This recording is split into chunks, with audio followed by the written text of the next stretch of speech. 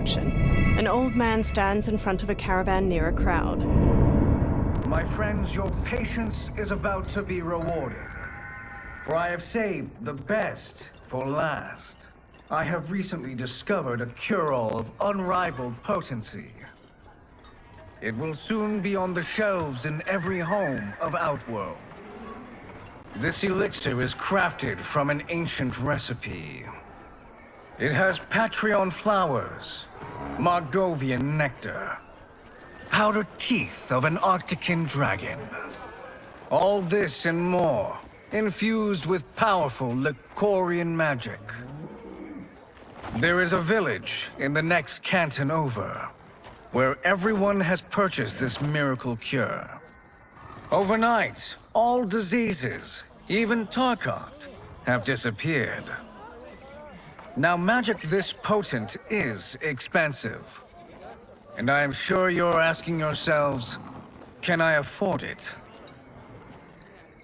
But the true question you must ask is, can I afford to be without it? You lie, Shang Tsung. Your cures are useless. The crowd parts for a bald man as he strides to Shang Tsung, fists hanging at his sides. I'm sorry. You are? Someone fool enough to have believed you. My daughter was dying when you came to my farm. You promised a miracle, and I gave you all I had. But only days later, she was dead. That is impossible. My magic could not have failed her. There was no magic! I took your elixir to an Imperial mage, and you know what she said? The bald man snatches a potion from him and throws it down. It's nothing! Just bourgeois tea! The mage is mistaken, kind sir. My elixirs are of superior quality. Their efficacy is guaranteed. The bald man flings him to the ground. Shang Tsung raises his hands as the crowd closes in around him. Lightning flashes over Shang Tsung's caravan at night. Lamplight pours out from it. Shang Tsung emerges from a door in his caravan, a small case in one hand. He slowly takes a seat on the small wooden stairway leading from his caravan door. He opens the case, revealing a mirror inside. He squeezes his eyes shut, then reaches for his head. His long gray beard drops to the muddy ground. Shang Tsung regards his reflection, now younger, beardless, and with shorter hair. It is an excellent ruse, your disguise. A woman stands nearby. Backwater folk are far more likely to trust a kindly old man. Here on behalf of a dissatisfied customer. If it's revenge you want, have at it. If it's restitution, there's nothing left. What I want, Shang Tsung, is to elevate you, to make you the great sorcerer that now you can only pretend to be. A generous offer. Why me? You are uniquely resilient. Who else could eke out a living traveling Outworld's hinterlands, selling quack cures and fake magic? A living? It is barely survival. And you were meant for more. To live among kings, not peasants. But since before you were born, you have been conspired against by those who fear how formidable you could become. How do you know this? Who are you? I am your deliverer, Shang Tsung. Join me, and I will put the realms at your feet. Water streams down Shang Tsung's face as he meets the woman's glowing blue eyes. He smiles toothily. A title appears, Mortal Kombat 1. Three men wearing sun hats plow a farm by various cottages. Power line towers hang crookedly near them. An ornate building sits on a mountain peak looming behind. This is a good harvest, Kung Lao. Yes. It is a blessing, Raiden. You would rather we starve? No, of course not. But we've worked these fields since we were kids. In 40 years, we'll still be here. Stooped and feeble like Old Man Wei. An old man glares at them and spits. Kung Lao waves. As long as I've known you, you've dreamed of leaving things young. Why can't you be happy here? Our ancestors fought in great wars. They died with honor and glory. Stories of our great adventures will be passed down for generations. It may not be glorious, but what we do helps the village thrive. I know. But is it so wrong to want some excitement? If that's what you want, may I suggest a bet? Dinner at Madame Beau's tonight. Last to fill their cart pays. You work faster than me? Ha! Since when? You're on, Raiden. Kung Lao and Raiden both smirk while they shake hands. The two men pass the day harvesting cabbages from their field and throwing them into separate carts.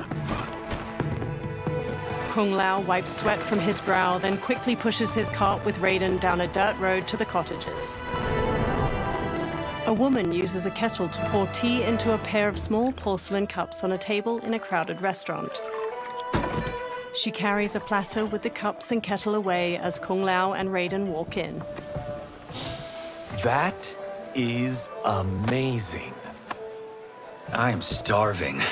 I wonder what Madame Beau is making tonight. An old woman approaches. For you two, whatever you want. Thank you, Madame Beau. You spoil us.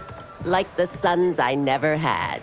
Madame Beau leads them to an outdoor dining area. They sit at one of the many tables. Have you two been practicing my lessons? As we can. The harvest leaves us little time for martial arts. Since your first words, Kung Lao, you've mouthed nothing but excuses. If you fail to prepare... Your preparations will fail you. Good. You haven't forgotten. But we'll see if I make you anything special tonight. I'm glad you're paying. Madame Beau might just pad the bill with her anger. I am paying? You finished work last. But I delivered my cart first. Delivered? Huh. The bet was filled. That's not what I remember. So that's how it is, eh? What do you say we settle this man to man? They walk off. Wait, you mean fight? Yes. Right here, right now. Madame Beau can watch, critique our form. A hooded man with glowing white eyes watches them pass by. Best 2 out of 3? Fair enough. We must be careful. Madame Beau will kick us out if we break something. Oh, this won't last long enough for that to happen. You will be down in no time. Fight!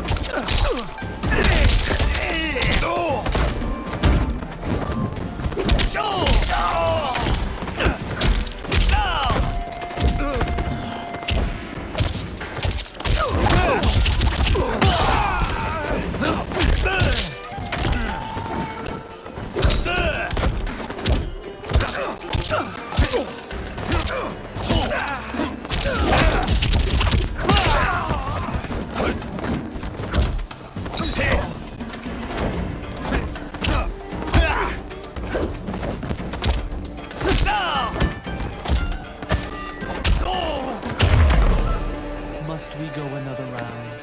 We both know how this ends.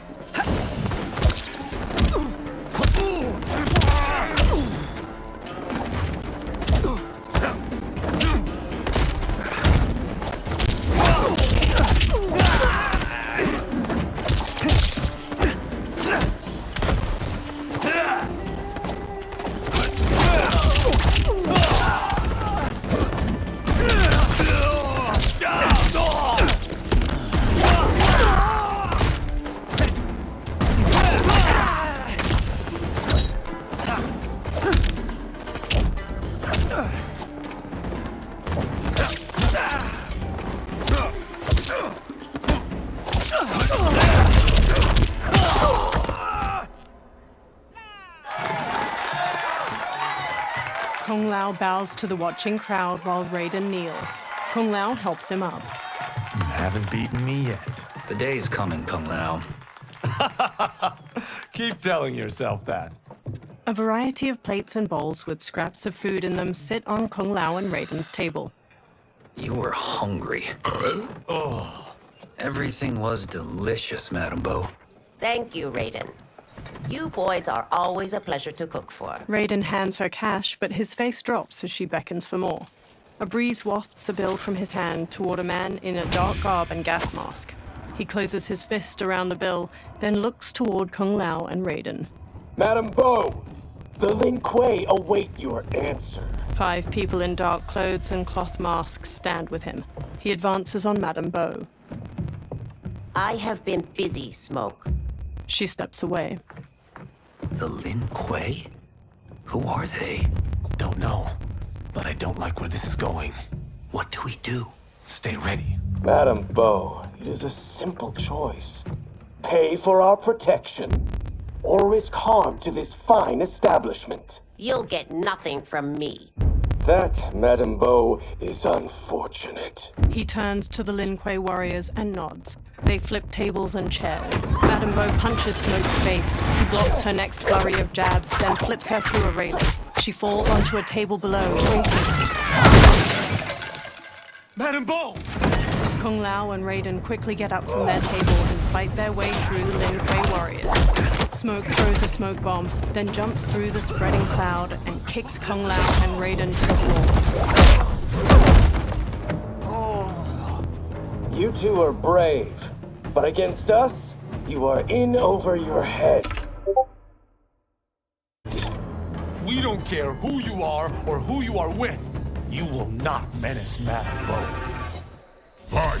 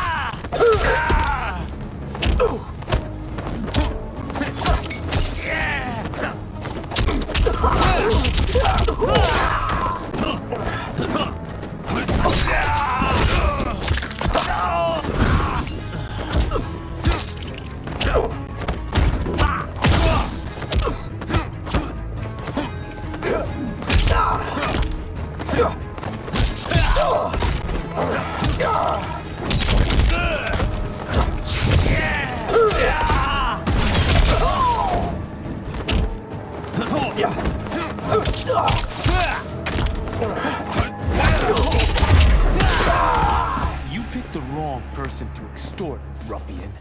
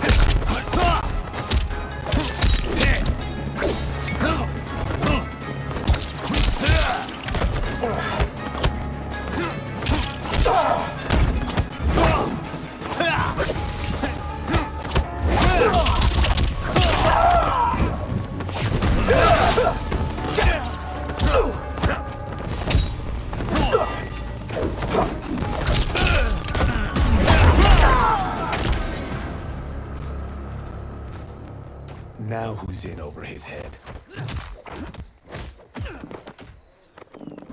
Raiden punches a Lin Kuei, who stumbles back. Kung Lao grabs him, then drops him. This was you? Honestly, I'm surprised too. Come on, let's help Madame Bo. A figure in blue, Sub-Zero, watches from a rooftop. He throws a bolt of ice at their feet. A man in yellow, Scorpion, paces over while spinning a kunai-tipped rope dart. His upper arms are bare, showing a scorpion tattoo. Free where you stand. Sub-Zero shoots another ice bolt. It strikes the railing behind them. How does he do that? I have no idea. You interfere with Lin Kuei business. Leave or face our wrath. Abandon Madame Bo? Not happening. Sub-Zero leaps onto Raiden and tackles him down a stairway. The rope dart wraps around Kung Lao's leg. Scorpion pulls at him with it. He yanks Kung Lao to the floor and drags him closer. Kung Lao rolls to his feet, then jumps and spin kicks Scorpion's head. Want more? I have plenty. You should have fled when you could. Prepare to regret ever crossing the Lin Kuei. Fight!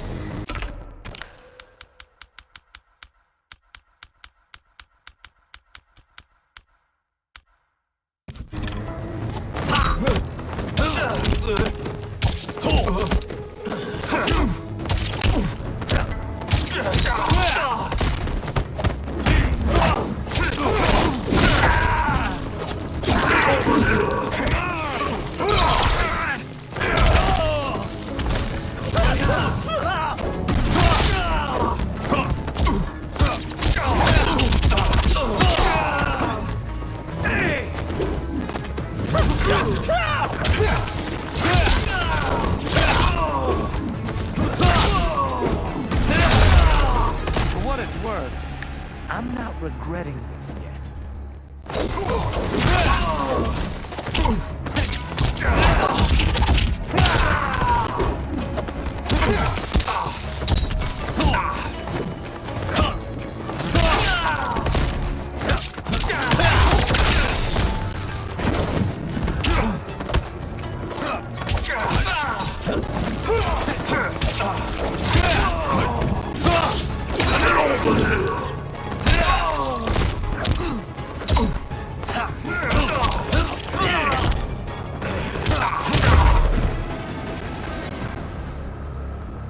It is you who will regret crossing me.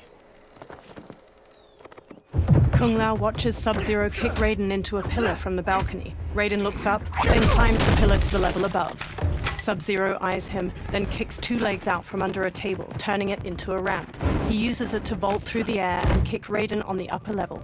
Raiden staggers into a bar counter where a man drinks. Raiden grabs a cleaver from a pig's head sitting on the bar and swings it at Sub-Zero. Sub-Zero weaves around the blade and Raiden slices off the cap of the man's liquor bottle. He pours it into a cup. Sub-Zero blasts ice at Raiden, freezing his hands to the bar. The man plucks a bit of the ice and drops it into his drink. Kung Lao throws his hat at Sub-Zero's head. It bounces off harmlessly. Smirking, Kung Lao shrugs. Incompetent. Kung Lao chucks a circular chakram decoration. It nicks Sub-Zero and plunges into a wall. Oh, that works. I have had enough of you. Then go, before I put you down like the rest of your Lin Kuei. You haven't a prayer against the Lin Kuei's Grand Master. Fight!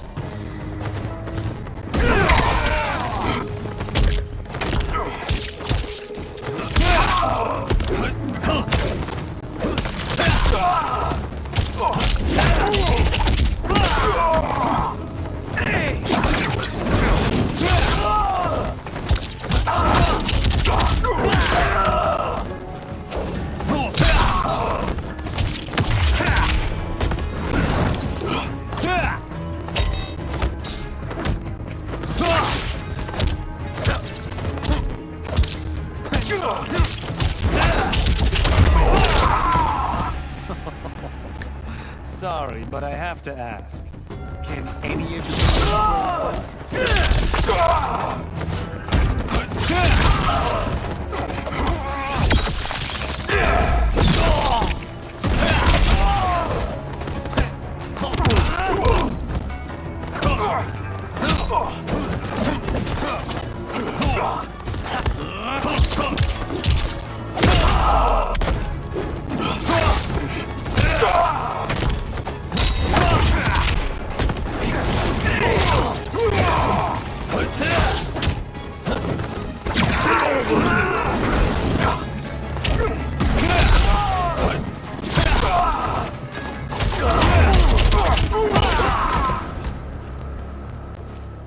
sure you're a grandmaster?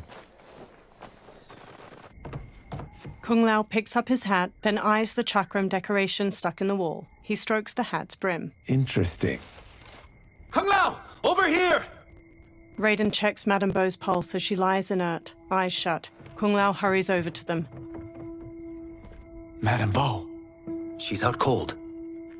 Oh no, is she? Dead? Not yet. She gets to her feet, lips a cigarette, then ignites it with a lighter. Madame Beau, how are you? Kung Lao. The hooded man with the glowing white eyes approaches them. Madame Beau takes a drag from her cigarette while the man meets her eye. So, Madame Beau, are they ready? A bit thick in the head, perhaps. But they are ready. His eyes are glowing. I am Lord Liu Kang, God of Fire and Protector of Earthrealm. God? Earthrealm? Madame Beau has been preparing you for this moment since you were boys. Today, you have proven worthy of joining my champions. This fight was a test? Of your ability and character, yes. Liu Kang looks to the upper level. Ihan, Kuai Liang. Smoke, Scorpion, Sub-Zero, and the other numerous Lin Kuei warriors get to their feet. Kung Lao crosses his arms and crinkles his nose as Sub-Zero and Scorpion step to him and Raiden. The others stand along the balcony. Sub-Zero and Scorpion stand on either side of Liu Kang. So these two aren't thugs? The Lin Kuei is a centuries-old clan dedicated to Earthrealm's defense. You keep saying Earthrealm. Don't you mean Earth? You boys have so much to learn. Earth is only a part of Earthrealm. Earthrealm itself is one of many realms.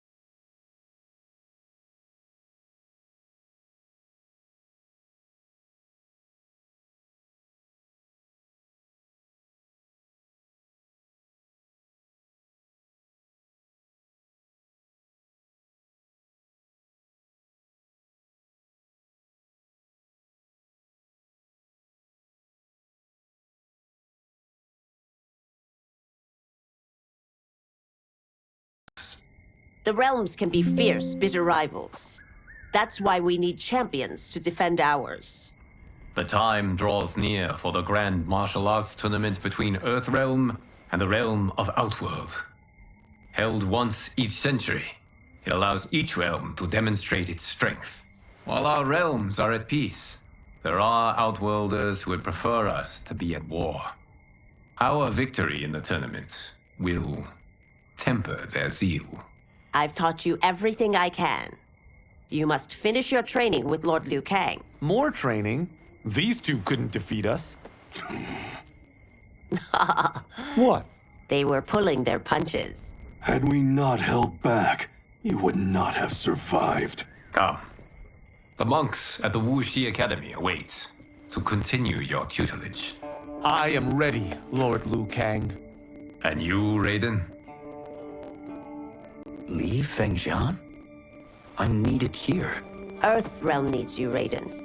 You'll best serve the village by being one of its champions. I understand. Excellent. I will join you soon. First, there are other champions I must gather. Sunlight soaks through a jungle canopy. A man in a leather jacket and wide-brim hat hacks through the foliage with a machete. Another younger man with a backpack and rifle trails behind him. The men pause. We're off the map. We should go back, recheck the route. It's this way. The man with the hat slices through the jungle as he strides forward. The pair slow to a stop and look out at a massive human skull carved into the front of a stone edifice, a large doorway at its mouth. The temple. The pair move along a ruined stone pathway leading to the temple entrance. They stop near a seated woman. Flies buzz around her. The man with the hat shines a flashlight in the woman's face, revealing her to be a corpse with various darts sticking from her. Rot partially covers her face and her glassy eyes gaze blankly out. A swarm of beetles scurry out of her mouth. God damn it, Alessia. He cringes as the younger man's face draws tight. They examine numerous holes on the temple doorway. The darts came from here. The man leafs through a journal filled with notes and drawings of venomous animals. Can you open it? Without killing us? Huh. Let's hope so. The temple doors open. Light streams past the two men and into the dusty entryway of the temple. Both turn on their flashlights and step inside. They walk through a broad hall. Thick pillars with human figures carved into them line its walls. They turn a corner. Sunlight floods through ruined parts of the wall to their left, and small weeds rise from cracks in the stone floor. Turn them off. They turn off their flashlights. And we're definitely getting warmer. The pair moves down an aisle hedged in by low walls. Lines of fire flicker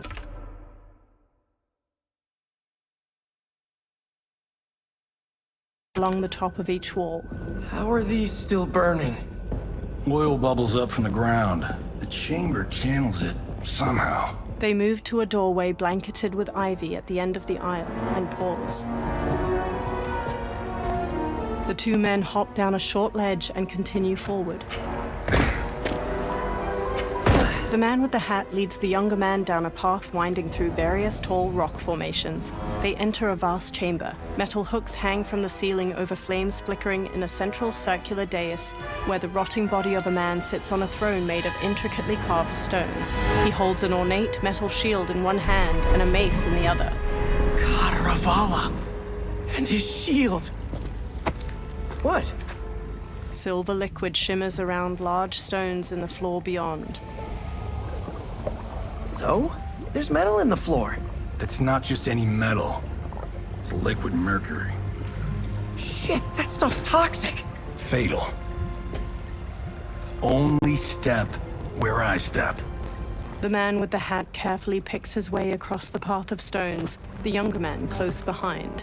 The younger man steps onto a different stone and starts to fall. The man with the hat grabs his shoulder. Huh? What did I say? The man with the hat steps back on another stone. It sinks a little. The two men sprint across the stones as liquid mercury floods out of channels and ruined pillars surrounding the dais. The man with the hat reaches the other side. The younger man stumbles, then leaps to solid ground. I'm sorry. Not now. He examines the reflection of a pillar in the liquid mercury surrounding the dais. He eyes the pillar itself. Get out the explosives. That's our bridge? Do this right, it'll fall across. The younger man sets explosives at the base of the pillar. A gnarled hand shoots up from the liquid mercury. Two armored women with tattered bat wings rise up. Kalima? They're real? The Kalima fly toward them. Keep working. I'll take care of the she-beasts. You disturb Cantaravala's slumber. For your sin you die. Fight.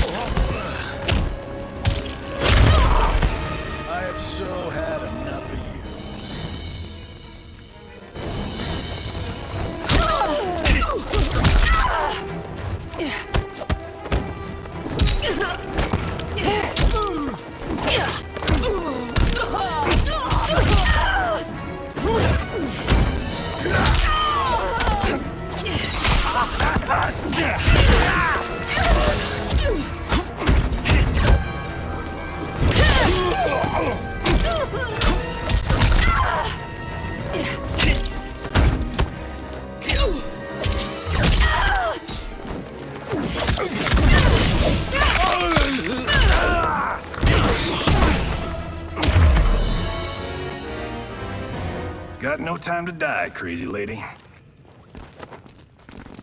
The man with the hat rushes over. You okay?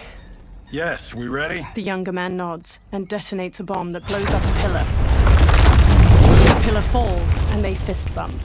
Physics for the win. Let's go. They walk across the fallen pillar above the pool of mercury and explore deeper into the overgrown tomb. They stop by the corpse of Kataravala. The man with the hat brushes his hand across its shield. The younger man exclaims, This'll be worth millions. It belongs in a museum. He grabs the shield. The younger man leans in, and Kataravala's face turns.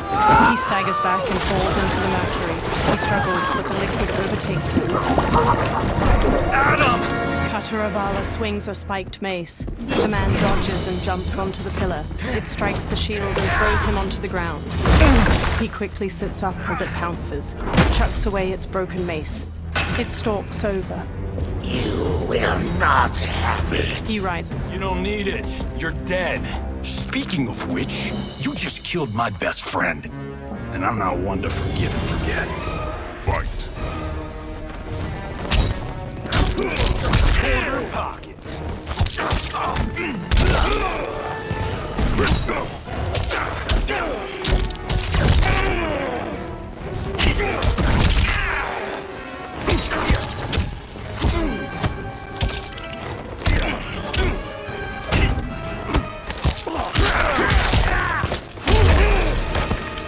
This one's for you, Adam.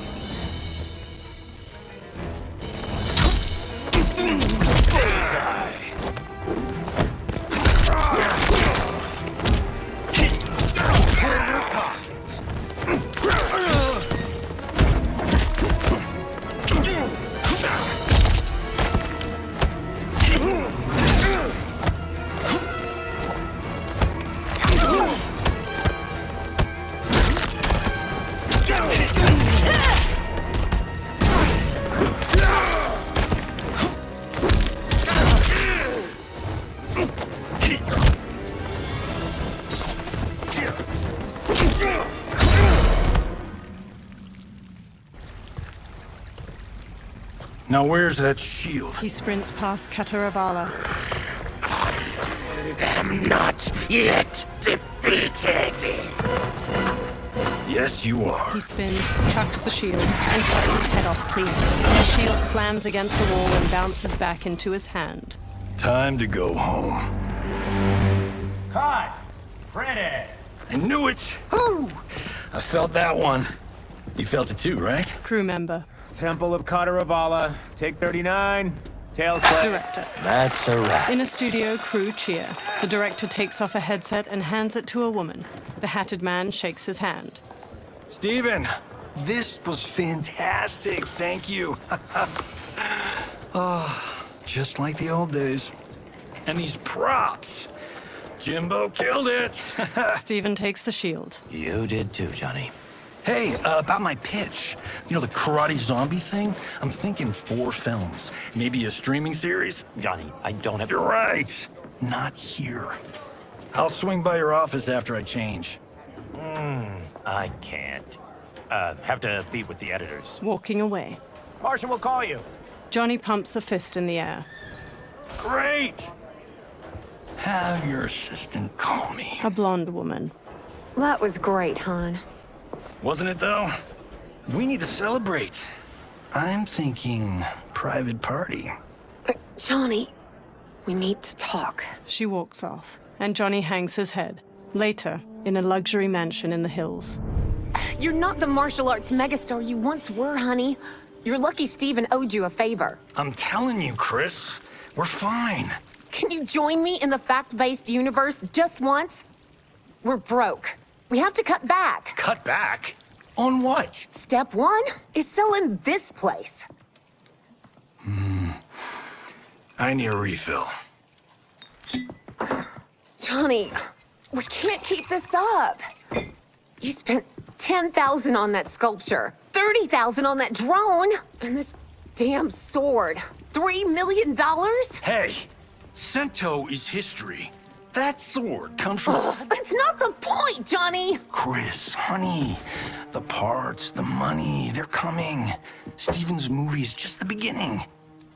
That's why I can't cut back. To be a success, I have to project it. If I don't, Johnny Cage is done. She frowns. Johnny rests his hands on her shoulders. She pushes one hand aside. I didn't marry Johnny Cage. I married John Carlton. I'd give anything to have him back. She leaves. Chris. Come on, Chris, where are you going? Johnny puts his hands on his head. Fuck! He grabs his drink and downs it, then walks back to pour himself another. How you like that, Mr. A-list? A black-haired man strides in. Thank God. Oh, Chris, honey, Johnny turns and sees the stranger, who wears a sleek black suit and brandishes a long sword. Where's my wife? What did you... Your wife left. She's fine. You will be too, if you cooperate. What do you want? Sento. It hangs above a fireplace. You some kind of hired gun? Or do you know Sento's history? I know it. It's my family blade. They circle each other. No. No way you're Tyra clan. They've been dead for centuries. Not dead. Hiding. With Sento in my hands, I'll lead us out of the shadows. That's a great plan, stranger. Except for one thing. Sento's mine. And I won't give it up without a fight. Fight.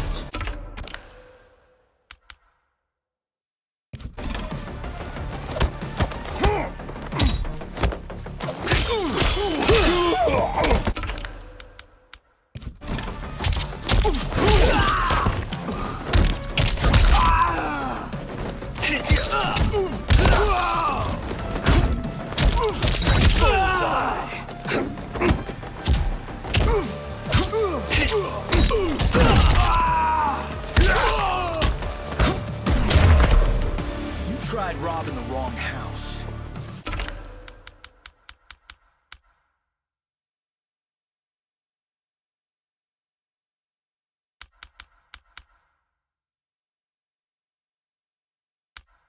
I am the ultimate home security system.